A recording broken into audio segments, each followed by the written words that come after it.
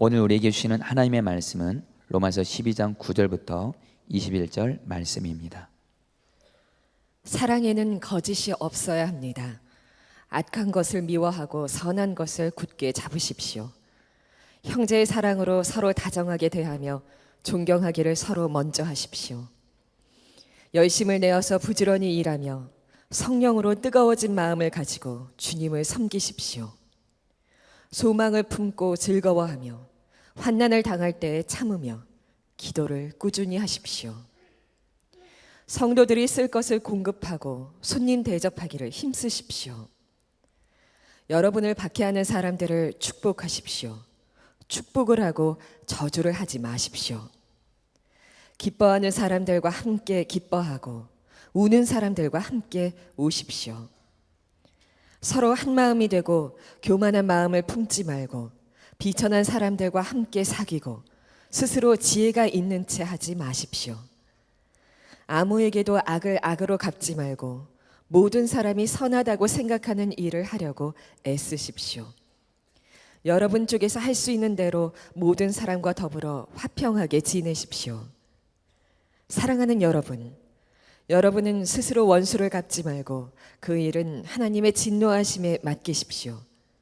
성경에도 기록하기를 원수 갚는 것은 내가 할 일이니 내가 갚겠다고 주님께서 말씀하신다 하였습니다. 내 원수가 줄이거든 먹을 것을 주고 그가 목말라 하거든 마실 것을 주어라. 그렇게 하는 것은 내가 그의 머리 위에다가 숯불을 쌓는 셈이 될 것이다 하였습니다. 악에게 지지 말고 선으로 악을 이기십시오. 오늘 거짓 없는 사랑이란 제목으로 말씀을 같이 나누려고 합니다.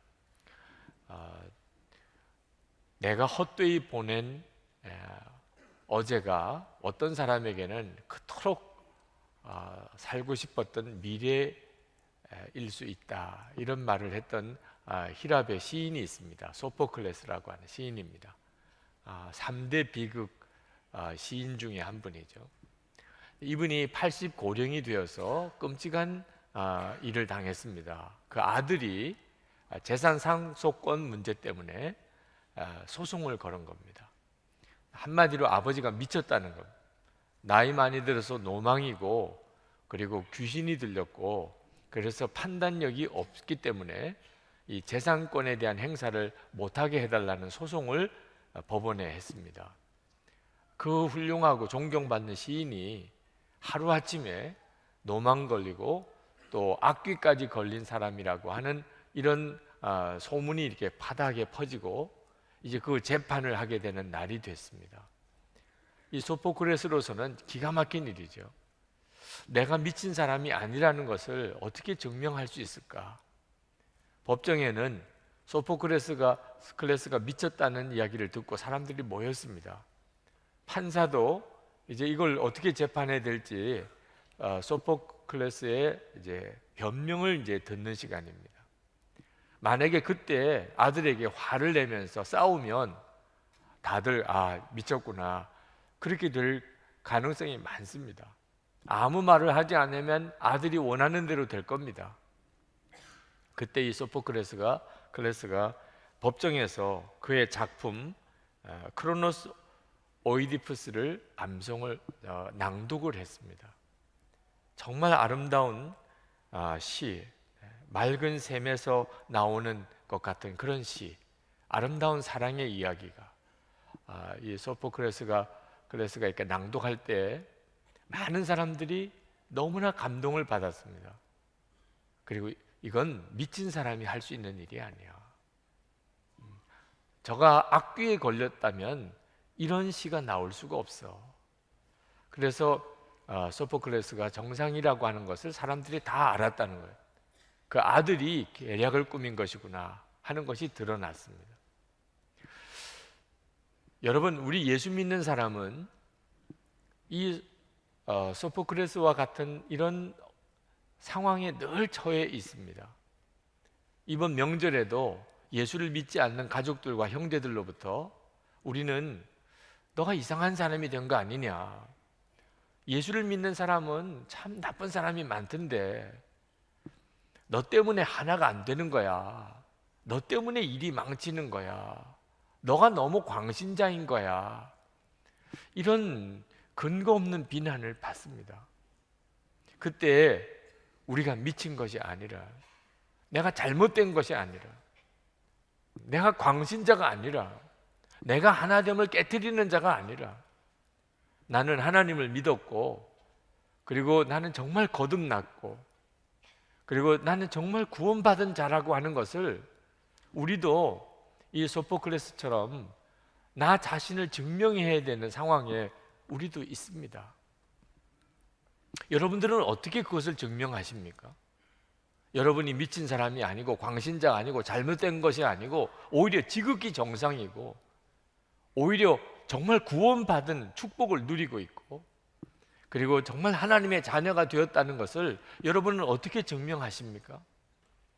우리가 우리 자신을 증명할 수 있는 길은 오직 한 길밖에 없습니다. 그것은 오직 사랑만 하며 사는 것입니다.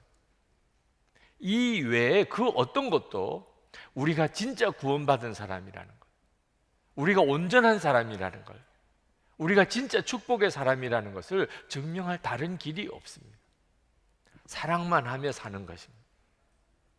그런데 성경을 보면 우리에게 있는 이 사랑, 예수 믿는 사람에게 주어진 가장 놀라운 특징인 이 사랑에 대하여 설명하기를 거짓 없는 사랑이라는 표현을 쓰고 있습니다. 9절 말씀에 사랑에는 거짓이 없어야 합니다. 지금 우리 주변에 여러 가지 많은 사랑 이야기가 있지만 성경적인 기준으로 보면은 다 거짓입니다. 거짓이 있는 사랑입니다. 예수 믿는 사람이 가지고 있는 사랑만이 거짓이 없는 사랑입니다. 도대체 어떤 사랑이길래 거짓이 없다고 말하는 것일까요? 그 뒷부분에 보면 9절 하반절에 악한 것을 미워하고 선한 것을 굳게 잡으십시오 라고 말씀하고 있습니다. 좀 예상과는 전혀 다른 식의 표현이죠. 사랑이라고 하는 것에 대한 정의를, 거짓 없는 사랑에 대한 정의를 악한 것을 미워하고 선한 것을 굳게 잡는 것이라고 그렇게 설명하고 있습니다. 여러분 잊으시면 안 됩니다. 우리에게 있는 이 사랑, 정말 사랑만 하며 사는 이 놀라운 축복의 삶을 살아가는 이 사랑이 어떤 것이냐? 악한 것을 미워하고 선한 것을 굳게 잡는 것입니다. 저는 이따금 요즘 우리 예수 믿는 청년들 중에 동거 생활을 하고 있는 청년들이 꽤 있다는 이야기를 듣고 충격을 받습니다. 그들은 예수를 믿으면서도 사랑이라고 하는 이름으로 우리가 서로 사랑하니까 동거할 수 있다고 생각하는 친구들이 있는 것 같습니다. 여러분 이것은 진정한 사랑이 아닙니다. 사랑은 악을 미워하는 것입니다. 마태복음 7장 21절부터 24절까지 보면 주여 주여 하는 자마다 다 하나님의 나라에 들어갈 수 있지 않다고 이야기하시고 예수님의 이름으로 귀신을 쫓아내고 능력을 행하고 예언하던 이런 사람을 향하여 주님이 내가 너를 도무지 알지 못한다라고 말할 것이라고 말씀하셨습니다. 그러면서 말씀하기를 불법을 행하는 자들아 내게서 떠나가라 하리라 그렇게 하셨어요. 그러니까 불법을 행한다, 이건 진짜가 아니라는 뜻입니다. 예수님을 믿는가? 정말 예수님을 믿는가? 진짜 구원을 받았는가? 우리가 하나님 앞에 섰을 때 나는 하나님의 사랑을 믿습니다. 내 안에도 사랑이 있었습니다.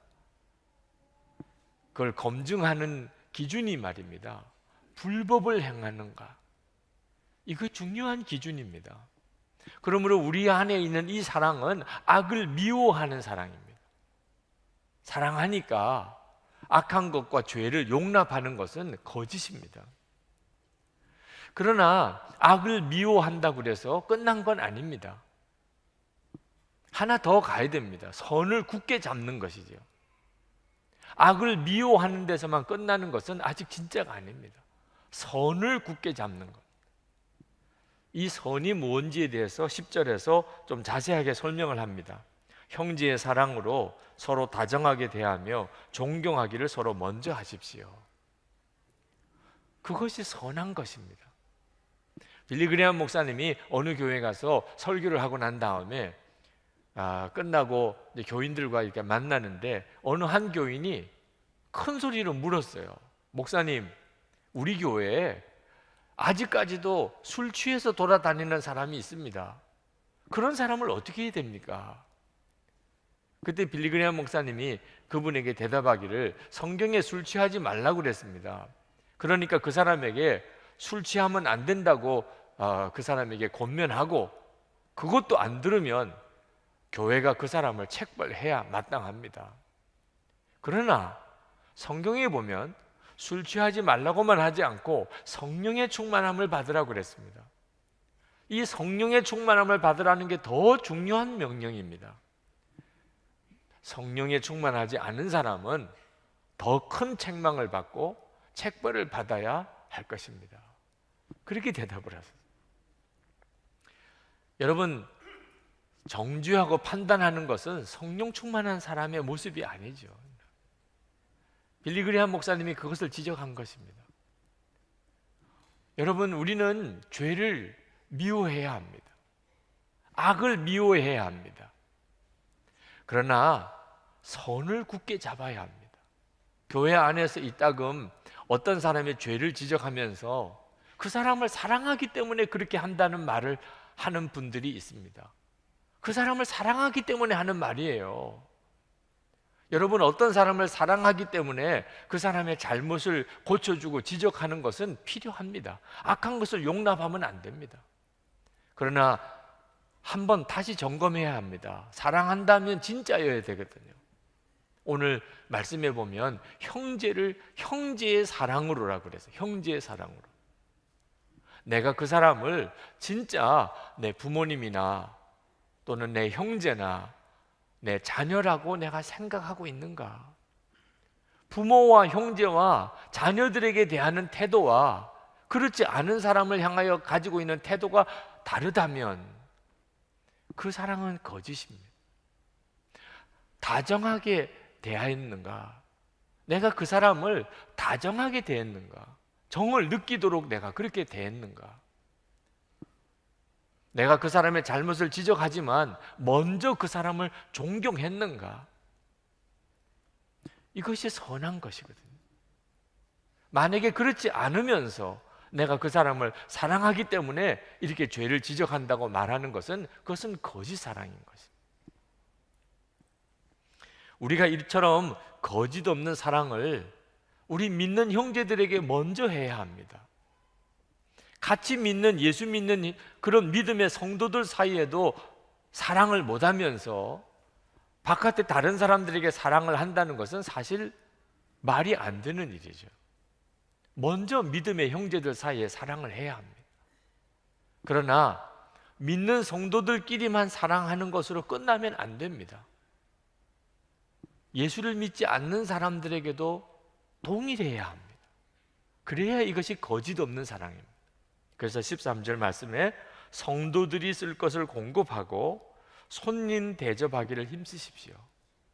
성도들을 향하여도 우리가 사랑하기를 힘써야 하고 손님을 대접하는 일도 소홀히 하면 안 됩니다. 충정로에 있는 어느 조그만 식당이 참 음식을 잘합니다. 손님들이 굉장히 많습니다. 식사 때가 되면. 근데 한 번은 어느 여성이 그 식당 문을 열고 들어와서 목탁을 두들겼어요. 여종업원이 쫓아나가서 우리 예수 믿어요, 그렇게 쏘아붙이고는 들어왔습니다. 그런데도 이 여성은 들은 척 못 들은 척 여전히 목탁을 치면서 연부를 외우고 있었어요. 이 여종업원이 다시 쫓아나가서 그 여성을 또 밀었습니다. 왜 이래요? 우리 예수 믿는 데니까. 결국은 그 여성이 아무 말 없이 고개를 숙이고 인사를 하고는 돌아갔습니다.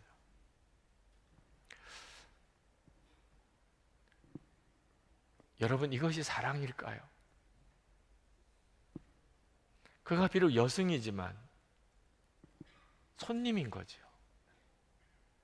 우리는 믿음의 형제들에게 하는 태도와 예수 믿지 않는 이들을 향한 태도가 같아야 이것이 거짓이 없는 사랑입니다.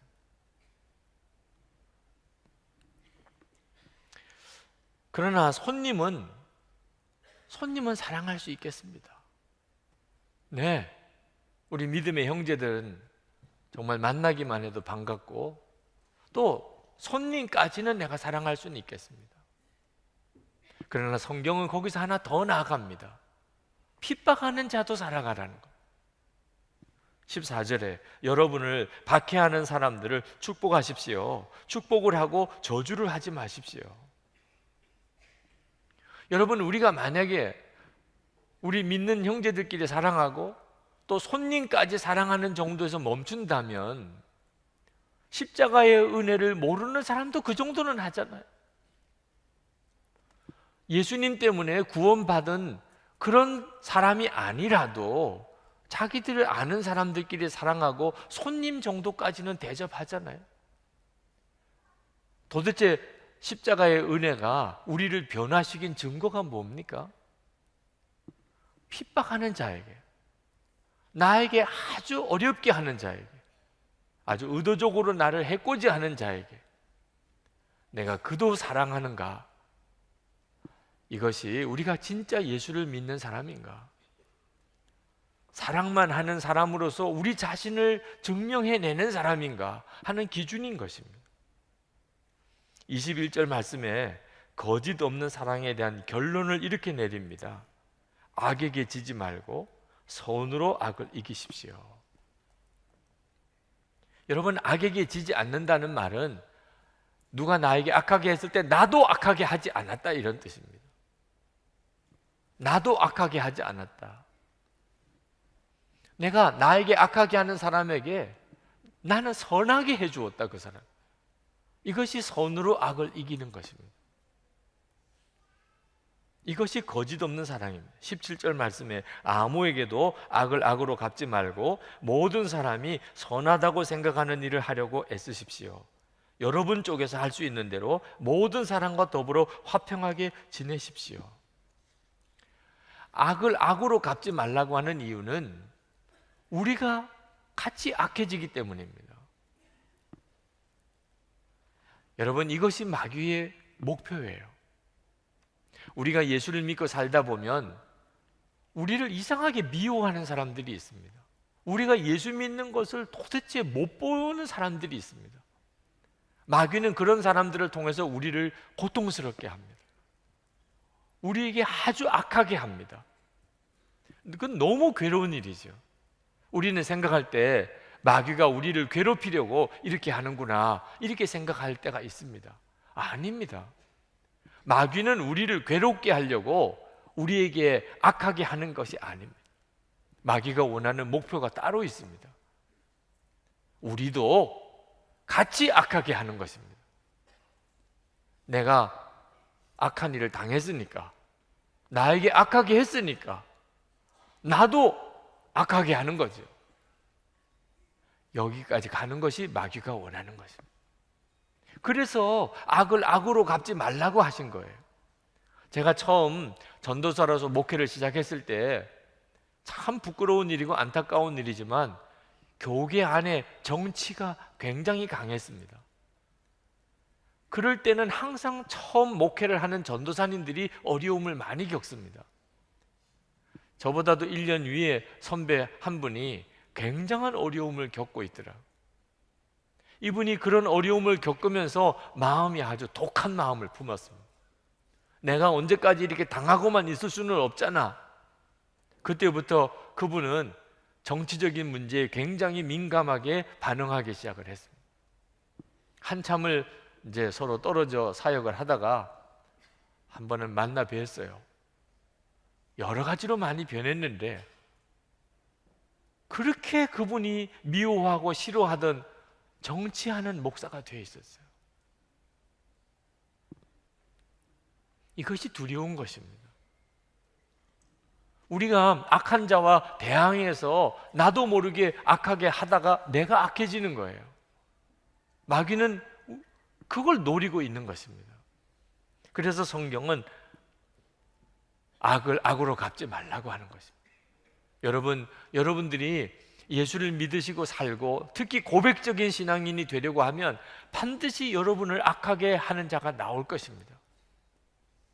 가족 중에도 있을 수 있고 친척 중에도 있을 수 있고 친구 중에도 있을 수 있습니다. 직장 동료도 있을 수 있습니다. 여러분 정말 간곡하게 말씀드립니다. 그때 진짜 위기가 뭔지를 알아야 합니다. 여러분이 고통을 당하는 게 아닙니다. 여러분도 같이 악해지는 것입니다.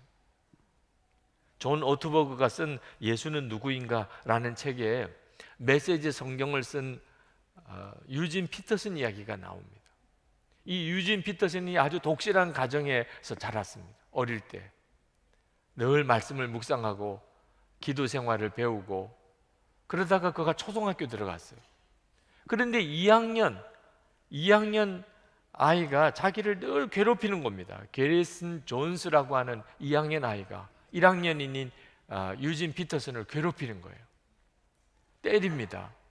근데 이 유진 피터슨은 항상 말씀을 듣기를 핍박하는 자를 위해서 축복하라, 기도하라, 오른뺨을 때리면 왼뺨도 돌려대라, 늘 외웠던 말씀이에요. 맞기만 하지 한 번 대항을 안 합니다. 집에 가서 엄마에게 자기가 이렇게 맞았다고 멍이 든 것을 보여주고, 그러면 엄마는 항상 예수 믿는 사람은 세상에서 이런 일을 당하는 거야, 이런 일을 당하다 보면 나중에는 잘 견딜 수도 있게 돼, 너는 그 아이를 위해서 기도해야 돼. 엄마는 늘 그렇게 이야기해 주었어요. 이 게리슨 존스가 이 유진 피터슨이 그렇게 반응하는 것을 알고는 그 다음부터는 노골적으로 예수 믿는 계집애라고 하는 별명을 붙이면서 괴롭히는 거예요. 한 번은 친구들과 있는데 게리슨 존스가 와서 이 유진 피터슨만 지목해서 끄집어내서 아이를 또 때리고 괴롭힙니다. 그때 이 유진 피터슨의 머리에 번쩍하면서 사건이 벌어졌어요. 늘 암송하던 성경 꿀절이 사라져 버렸어요. 그리고 자기를 때리는 이 게리슨을 목을 움켜쥐었습니다. 둘 다 깜짝 놀랐어요.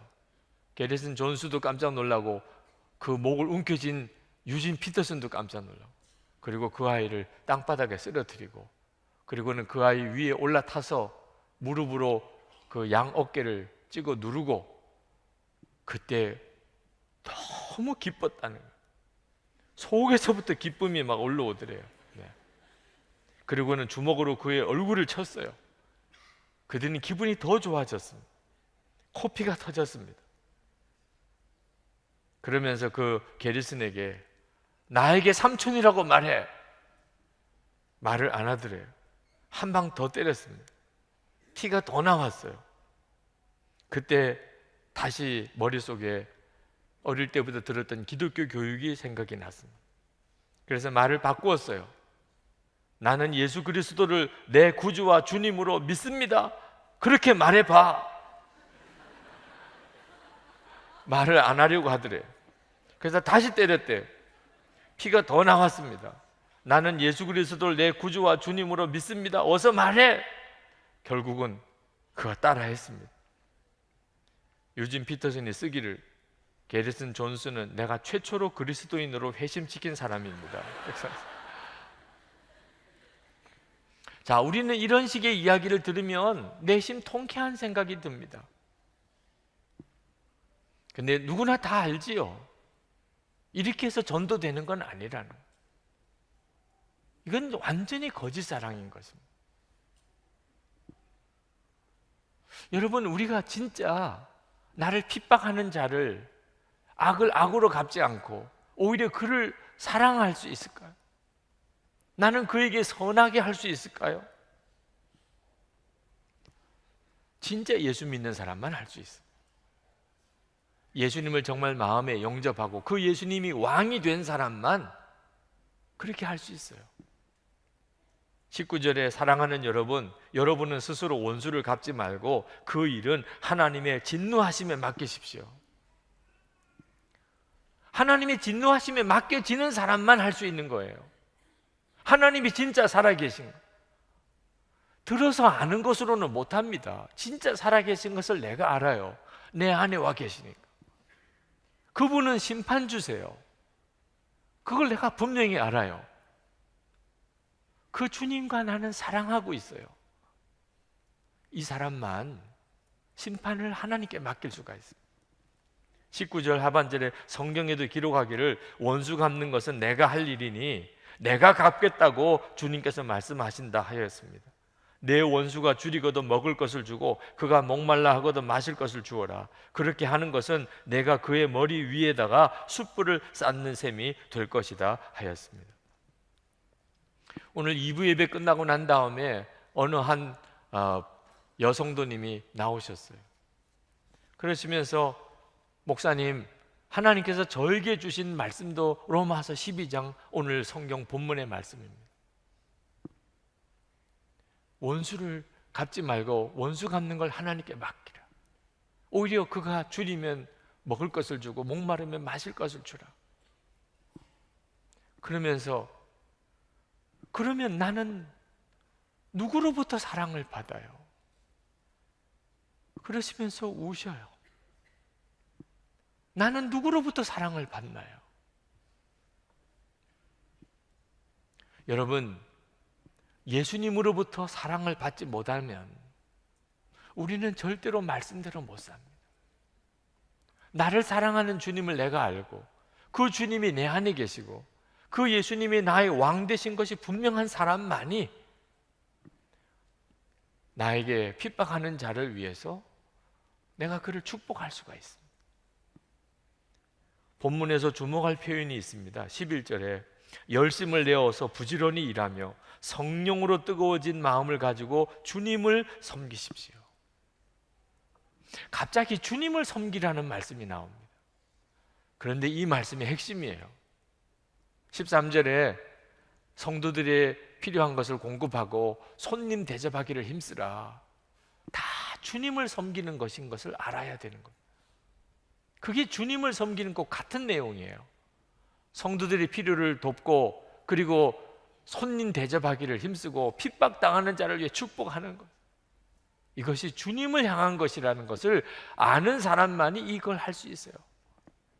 11절에 성령으로 뜨거워진 마음을 가지고, 그런 사람만 할 수 있어요. 성령으로 뜨거워진 마음을 가지고 있는 사람.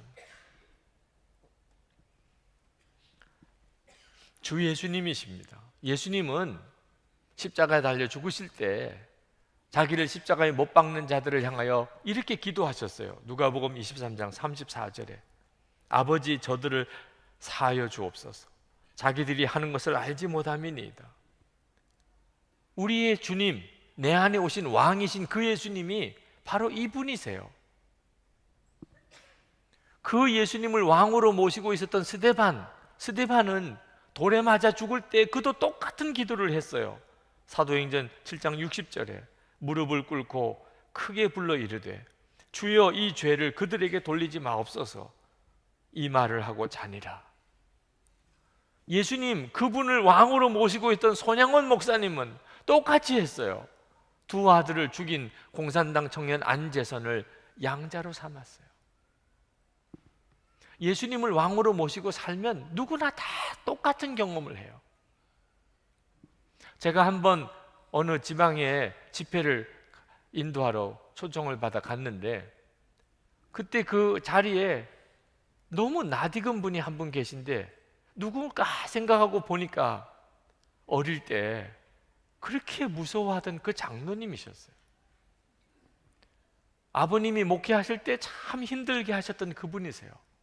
근데 그분이 이제 목사님이 돼서 그 지방에서 목회를 하고 계신데 나이가 많이 드셨어요. 이제 설교가 끝나고 저녁 집회가 끝나면 이제 다 인사를 해야 될 텐데 그분하고도 인사를 해야 되는 겁니다. 도대체 나는 그분을 만나고 어떻게 인사를 할 수 있을까? 그때부터 마음이 떨리기 시작해요. 나는 그분에게 어떻게 인사할 수 있을까? 설교가 다 끝나고 집회가 끝나고 그 지방 목사님들하고 인사를 하는데 그분도 웃으면서 다가오시더라. 근데 참 놀라운 일이 일어났어요. 그분과 악수를 하는데 마치 저희 아버님을 뵙는 것 같은 거예요. 그분이 너무 사랑스럽게 느껴지는 거예요. 지금은 연세가 많이 드시고 그리고 아주 작은 시골 교회에 목사님이 되어 계신 그분을 만나고, 저희 어머님 돌아가실 때 어머님을 굉장히 힘들게 하셨던 분들이 있으세요. 오랜 세월이 지나서 그분을 만날 때가 있어요. 그때도 똑같이 마음이 너무너무 힘들었어요. 내가 그분을 어떻게 대할 수 있을까? 찾아오겠다는 연락을 받았습니다. 그런데 막상 만났을 때 너무 사랑스러운 거예요.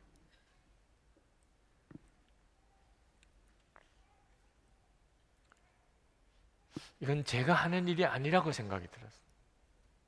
주님이신 거죠. 우리 안에 계신 주님, 내 생명이시고 나의 왕이 되신 그분이 우리로 하여금 이렇게 거짓 없는 사랑을 하게 하는 것입니다. 그리고 또한 우리가 주님과의 관계도 이렇게 좋아야 하지만 우리에게는 정말 이제는 사랑만 하며 살겠다고 결단한 성도들의 사랑의 공동체가 있어야 합니다. 이게 교회예요. 사랑만 하며 살기로 결단한 성도들의 공동체. 15절 말씀에 기뻐하는 사람들과 함께 기뻐하고 우는 사람들과 함께 우십시오. 16절에 서로 한 마음이 되고 교만한 마음을 품지 말고 비천한 사람들과 함께 사귀고 스스로 지혜가 있는 채 하지 마십시오.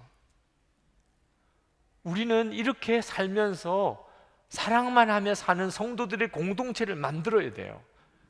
왜냐하면 그 공동체가 있어야 우리가 끝까지 사랑만 하며 살 수 있기 때문에. 미국에 가면 아미시 공동체라고 있습니다. 아주 옛날 복장을 하고 옛날식으로 살아가는 사람들이죠. 영화에도 나온, 아마 여러분들도 본 기억이 있으실 겁니다. 이 아미시 공동체는 오직 한 가지 말씀을 지키려고 500년 동안 공동체를 이루고 사는 겁니다. 예수님이 십자가에 죽으실 때 자기를 십자가에 못 박는 이들을 향하여 아버지 저들을 사하여 주옵소서. 저들이 자기가 하는 일을 알지 못함이니이다. 이 말씀 하나를 그대로 지키고 살아야지. 그 자가 예수님의 제자지. 이거 하나를 지키고 살기 위해서 500년 동안 공동체를 이어내려오고 있는 거예요. 그래서 그 공동체를 가는 사람들마다 설명할 수 없는 어떤 은혜를 경험하는 거예요. 독일에 가면 브루드호프라고 하는 공동체가 있습니다. 이 공동체도 한 300여 명 정도 되는 그런 정도의 공동체인데 하루에 2끼 정도만 먹습니다. 아주 절제의 생활을 합니다. 그런데도 그 공동체에 속해 있는 가정의 자녀들, 초등학교 아이들 또는 청소년 10대들, 그 공동체를 떠나서 세상에 나가서 살고 싶지 않아 해요. 왜? 여기가 너무 행복하니까. 천국 같은 곳이라고 그렇게 느끼고 살아요. 어떻게 그게 가능하지요? 이 브르드호프 공동체 사람들이 가지고 있는 믿음이 하나 있습니다. 그건 어떤 믿음이냐? 악마가 등 뒤에서 항상 24시간 주시하고 있다가 누군가에게 서운한 감정이 들었던 속마음, 섭섭한 마음을 비록 험담까지는 아니라도 당사자가 아닌 제3자에게 말을 할 때 마귀가 그 마음속에 들어가서 그 사이를 갈라놓고 분열시킨다는 것을 실제로 믿는 거예요. 이거 하나를 진짜 믿는 거예요. 내가 어떤 사람에게 서운한 마음이 있고 섭섭한 마음이 있고 미운 마음이 있을 때 험담이 아닐지라도 누군가에게 슬쩍 그런 이야기를 하는 순간에 마귀는 들어온다. 그리고 공동체를 깨트린다.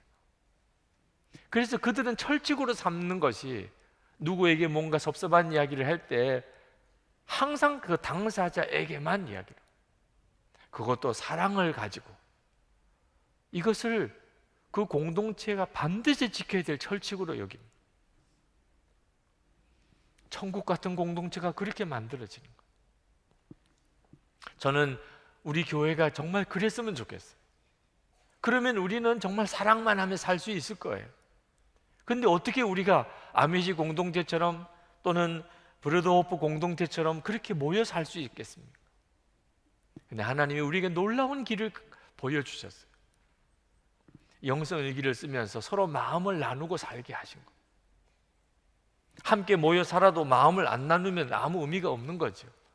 각각 떨어져 살아도 마음을 서로 나누면 이건 기가 막힌 공동체입니다. 저는 어제 설교 준비를 마무리할 때 갑자기 마음에 내가 요즘에 선교사님들 영성일기에 댓글을 달아주는 일을 하지 않았다는 생각이 들었습니다. 벌써 며칠째 못하고 있어요. 설교 준비를 끝내고 제가 선교사님들 영성일기 방에 들어갔습니다. 그리고 댓글을 달아드렸어요.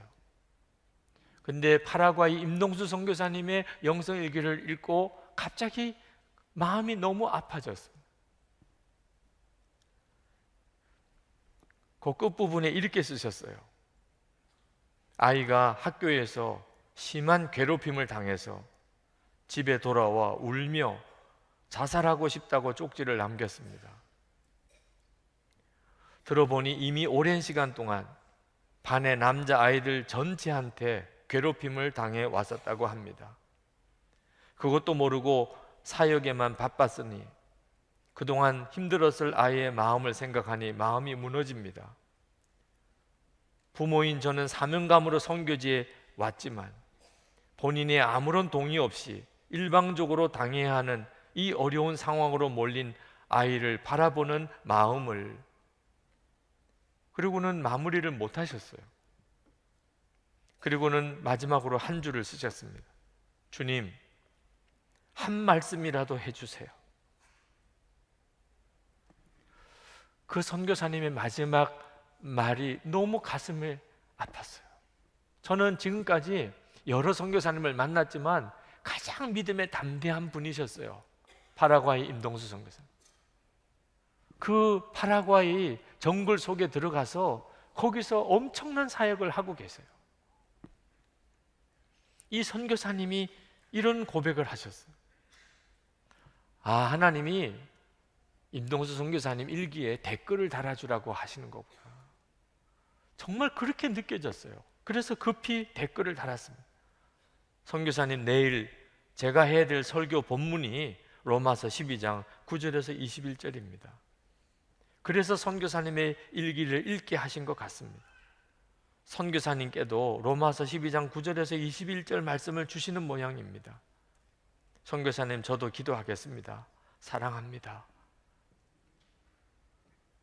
여러분, 믿음이 좋은 사람도요, 악한 일을 만나면 휘청합니다. 아무리 믿음 좋은 사람도요, 이런 악한 일을 계속 경험하면 그럼 쓰러질 때가 있습니다. 혼자 힘으로는 못 견딥니다. 그런데 믿음의 공동체가 있으면, 정말 사랑의 공동체가 있으면, 그러면 얼마든지 서로 일어날 수 있습니다. 그러면 여러분, 사랑만 하며 살기로 결단한 성도들의 이 사랑의 공동체를 만드는 일을 절대 작게 여기시면 안 됩니다. 거짓 없는 사랑을 하면서 그렇게 주님 앞에 서는 일은 혼자 힘으로 못하는 것입니다. 예수님을 왕으로 모시고 살면서 사랑만 하며 사는 결단을 한 성도들의 공동체 속에서 거짓 없는 사랑을 하시고 악을 미워하고 선으로 악을 이기는 삶을 사는 성도들 여러분 다 되시기를 축복합니다. 기도하겠습니다. 여러분, 하나님, 제가 거짓 없는 사랑으로 제가 살기를 원합니다. 나에게 악하게 하는 자가 여전히 있지만 하나님, 저는 주님의 사랑으로 그를 사랑하고 싶습니다. 하나님 앞에 섰을 때 내 사랑은 거짓이라고 이렇게 말하는 것은 끔찍한 일입니다. 그동안에는 여러 번 쓰러지고 넘어졌습니다. 주님, 이제는 제가 주님을 바라보며 믿음의 성도들끼리 서로 연합하겠습니다. 통성으로 기도하겠습니다.